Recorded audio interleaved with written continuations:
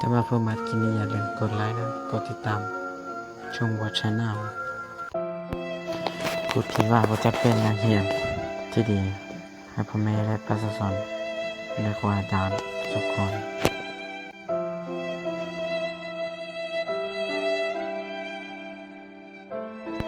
กูจึงตั้งใจเรียนที่สุด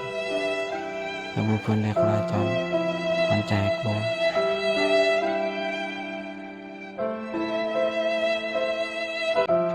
เจมีหนึ่งวันหมู่ของใครบอกใครว่า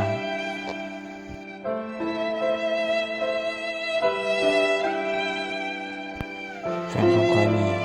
เป็นเมื่อแล้วกูจึงตั้งใจเรียนนะ เตออธิปัจจัยของตนมีสองปัจจัยคือปัจจัยทางด้านเศรษฐกิจ